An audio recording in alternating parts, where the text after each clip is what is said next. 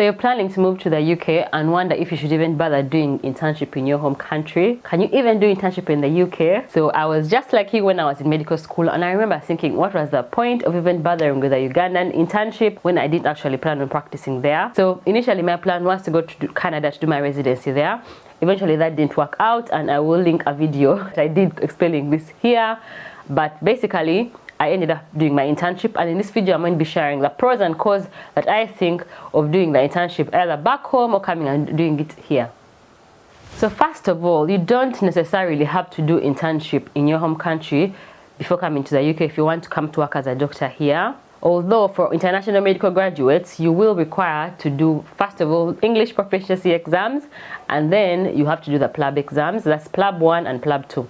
I've made different videos sharing all my tips for passing the IELTS, which is the English proficiency exam, and the PLAB exams that I will link in the description below, and also somewhere up here. So the internship program in the UK is called the Foundation Program. So it's actually 2 years, Foundation Year 1 and Year 2. So the Foundation Program is managed nationally, like it's a national recruitment program where they like try and place all like the medical students who graduated that year into like different F1 positions.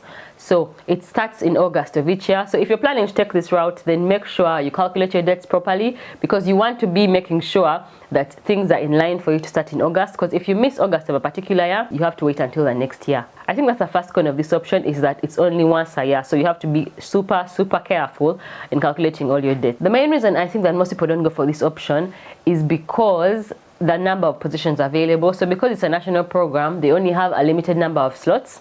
And although there's something that was called the resident labor market test, which meant that initially it had to be like, in terms of job applications and stuff, it had to be British medical graduates considered first and then followed by others. At the moment that was like removed because all doctor jobs are on the shortage occupation list, but still I feel like there's still going to be priority for the British medical graduates, and like rightfully so. So anyway, the positions are much less than the SHO level jobs.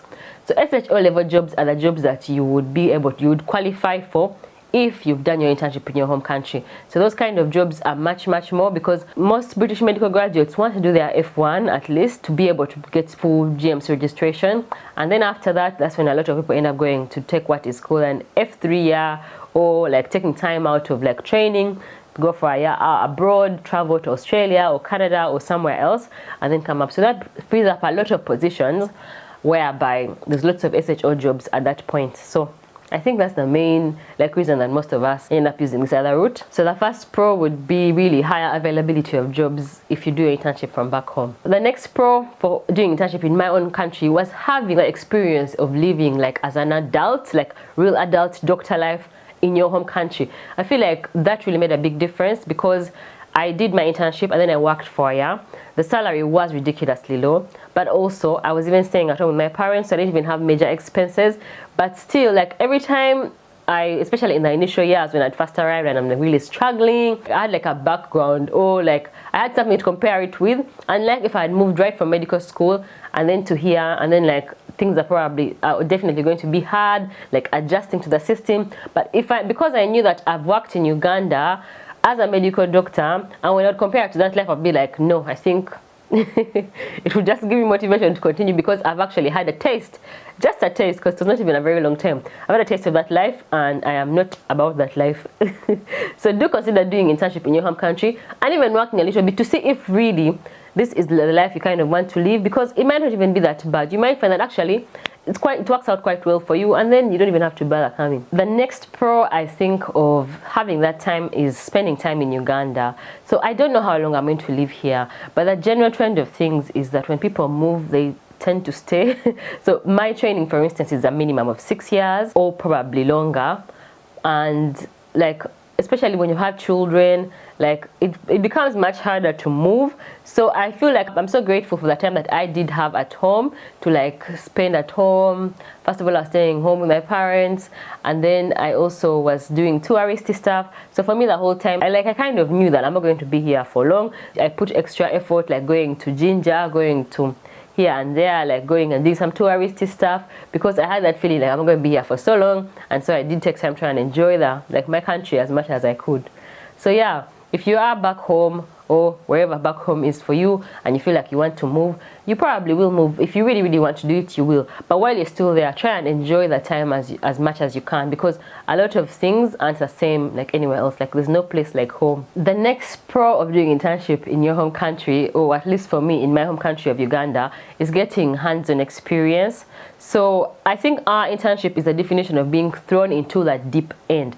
Like imagine in internship, you do, I think you assist in 1 or 2 C-sections and then you do that next, which is ridiculous. I can't even believe that, because here to do a C-section you have to at least be a registrar, and then with supervision, like with a consultant. You can't just be doing it on your own.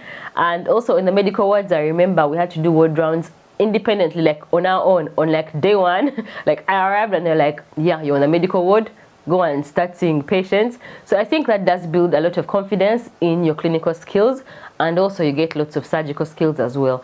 So if you especially want to do surgery and that kind of thing, it helps to have that background experience as well. The first con that I can think of doing internship in your home country is maybe getting used to a certain way of doing things that might not be acceptable here.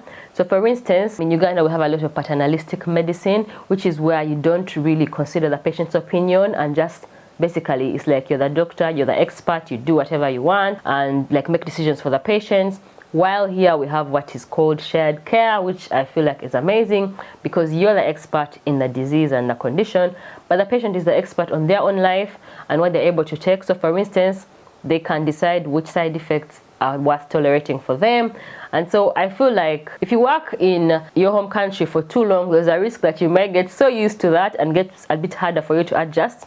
But on the other hand, you can always adapt and learn new things. So really, it's not really a big deal, I think. The other con I can think of doing internship in Uganda is the really difficult working conditions and ridiculously low pay. Because I remember we used to do like shifts for like 36-hour shifts, like you work the whole day and then the night and then the next day. I can't even imagine doing that now, because 12 hours for me now is extremely a very long shift. And I feel like that was all really stressful. Weren't being paid as well. Like every year interns were striking because they would go months and months without being paid. And then also there was also the issue of seeing a lot of preventable deaths. That really affected me. Like I felt like I was so stressed. At some point on some of the shifts, you'd feel like you're like the angel of death, like coming in every time people are going to die, and then like there's nothing much you can do, and feeling really helpless. So yeah, that's really a major like con for me. But on the other hand, it did also help me appreciate where I am now in the NHS. So whatever problems that I see here, honestly, none of them have been as bad as some of the things that I saw then. So again, it kind of turns out into a pro con.